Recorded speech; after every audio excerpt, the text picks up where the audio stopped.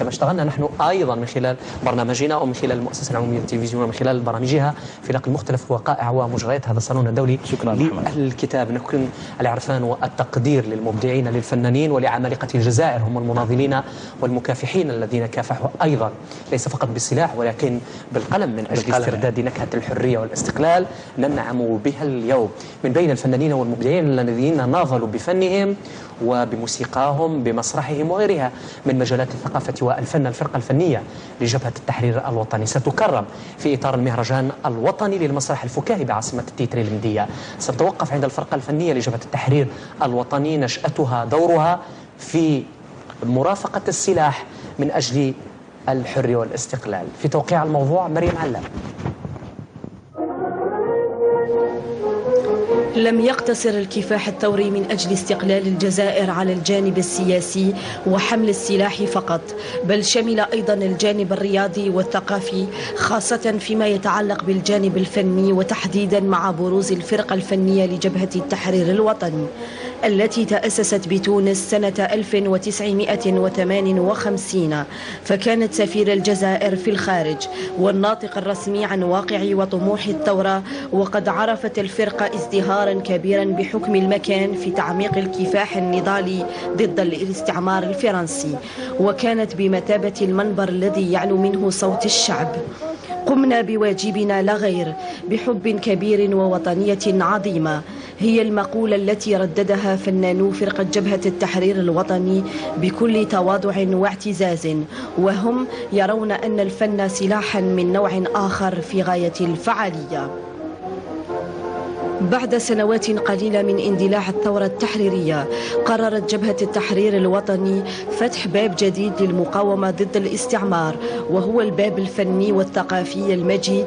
وانبثق عن هذا الوعي إنشاء الفرقة الفنية تحت قيادة الفنان المرحوم مصطفى كاتب، حيث تم استدعاء الفنانين الجزائريين من عالمي التمثيل والموسيقى في كل من الجزائر، فرنسا، المغرب، تونس وسويسرا، ولبى الكثير الدعوة والتحقوا بالفرقة بتونس لتنطلق التدريبات الفنية في غضون 6 أشهر كاملة، كان فيها الفنان كالجندي يطبق التعليمات ويحضر نفسه لمهمته.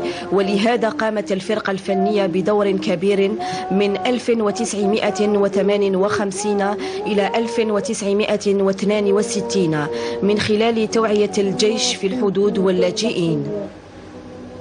قدمت الفرقة الكثير من الأعمال الفنية في عدة دول شقيقة وصديقة، من بينها تونس، الصين، العراق، ليبيا، سوريا والاتحاد السوفيتي سابقا.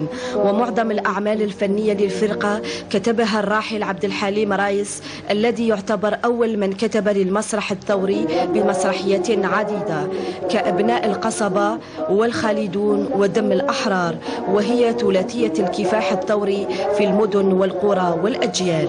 وما حققته العروض من تجاوب لدى الشعوب، مؤكدا أن دور الإذاعة والأناشيد الوطنية في مساندة الثورة، معرجا على علاقة شاعر الثورة مفدي زكريا بالفرقة الفنية لجبهة التحرير الوطني الذي كان مستشارها وصديقها. وهكذا لعبت الفرقة دورا بارزا ومهما في الدعاية والتعريف بالقضية الجزائرية وانتشارها في جميع الدول من خلال التأكيد على الثقافة الوطنية، تاركين وراءهم الأحبة والأهل الذين كانوا كلهم فداء الوطن.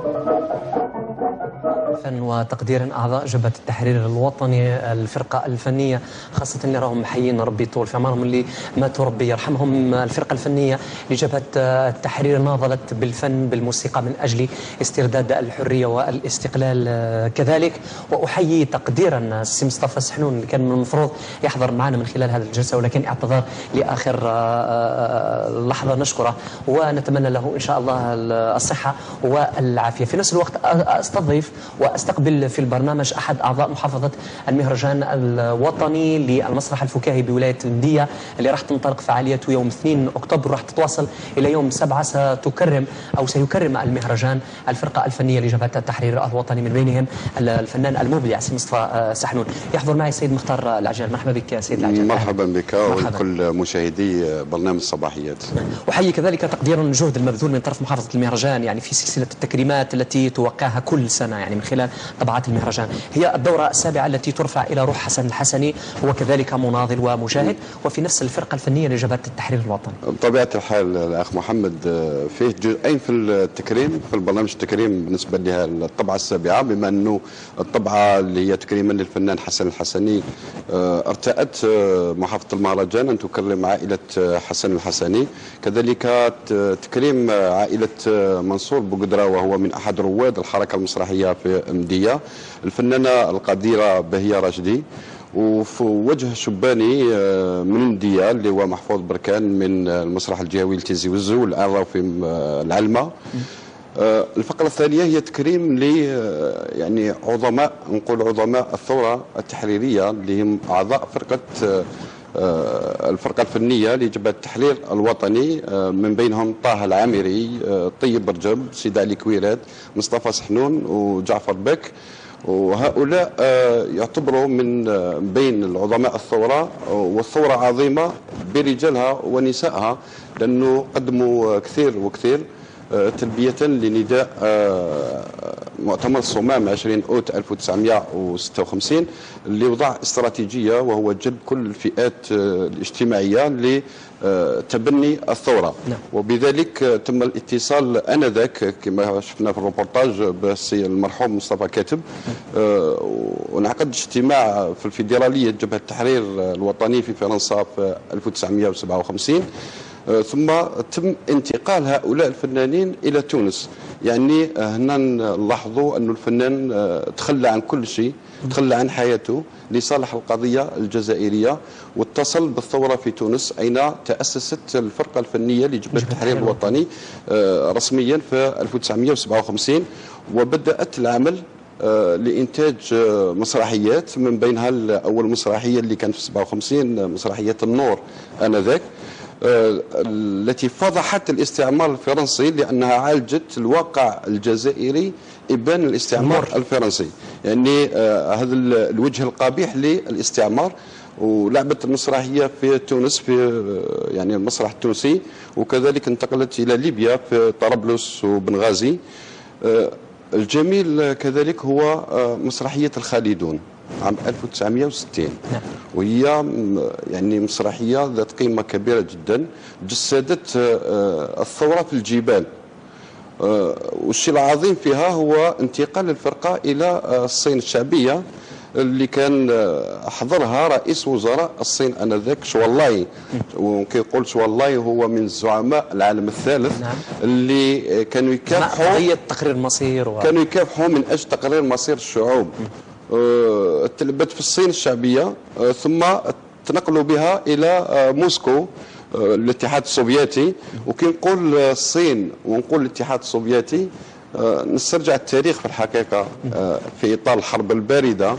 المعسكر الشيوعي اللي كان يدعم في قضايا التحرر، من بينها القضية الجزائرية، واستقبلت الفرقة في موسكو من طرف وزير ثقافة الاتحاد السوفيتي في ستوفا آنذاك، وتلعبت المسرحية في مسرح موسكو ونقلت على شاشة التلفزة، مما يعني أثر على الرأي العام العالمي وأعطت دفع هذيك القضية، يعني عمق القضية الجزائرية. نعم، يعني لاحظوا العظمات تاع الثورة وتاع الفن بصفة خاصة. يعني الفن استطاع باش ينور الرأي العام العالمي للقضية الجزائرية لمساندتها في الأمم المتحدة، لأن الصين والاتحاد السوفيتي عندهم حق الفيتو في مجلس الأمن. نعم، وحتى يعني يبقى قليل ما نقدمها للفرقة الفنية لجبهة التحرير عندما تكرم يعني في إطار المهرجان في دورته السابعة، يبقى أكيد قليل يعني ما يعني والله هو تكريم لهؤلاء الفنانين ونقول مجاهدين بالنسبة لنا، ويبقى شيء قليل جدا. احنا سعينا لتكريم هؤلاء من اجل جلبهم للجيل الجديد، جيل المستقبل، حتى ياخذ العبر، لانه هي وقفه مع التاريخ، لانه الذكرى هي ذكرى ال50 لاسترجاع السياده الوطنيه، وبالتالي احتكاك الجيل تاعنا، جيل الاستقلال، مع هؤلاء الجيل لاخذ العبر واخذ الحكمه وتلبيه نداء الوطن، لانه هؤلاء لبوا نداء الوطن في 1957 وساندوا الثورة الجزائرية، يعني قدموا أنفس ما يملكون. من أجل يعني الجزائر. نعم، سيكرمون في الليلة الافتتاحية ولا نقول في الأمسية الافتتاحية، لأن الافتتاحية حيكون يعني بعد يوم إن شاء الله، يوم الثلاثاء مساء يعني. نعم، يوم الثلاثاء الثاني من أكتوبر ابتداء من الساعة 4 مساء راح تكون هناك برنامج.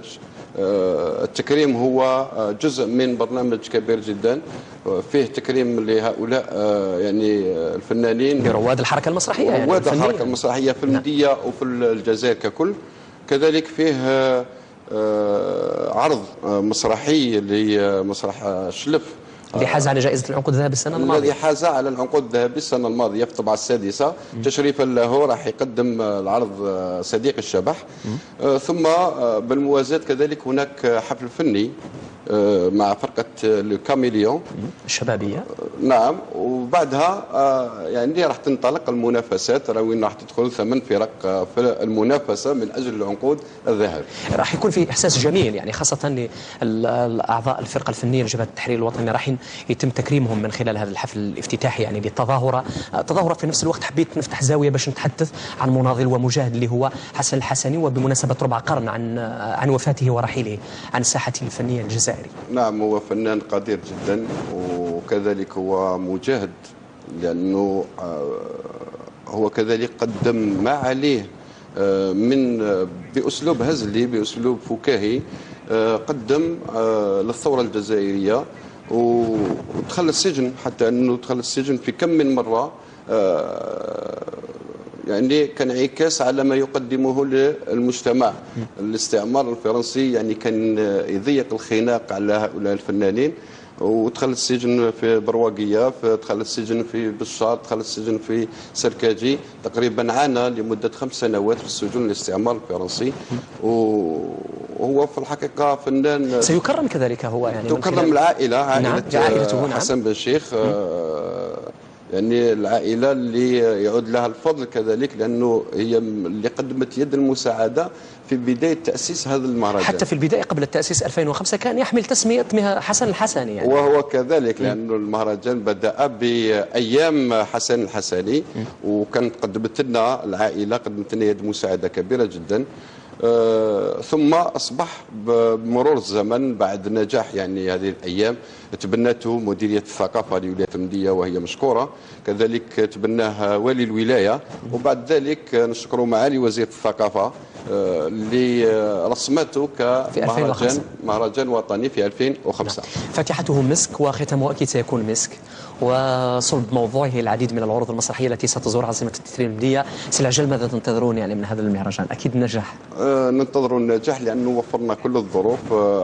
يعني آخر لمسات وضعت أمس في اجتماع مع محافظ المهرجان. نعم. أين يعني وقفنا على كل صغيرة وكبيرة حتى يكونوا ضيوفنا في راحة تامة. نعم. وحتى يستفيد كذلك الشعب مندية من هذه العروض الفكاهية.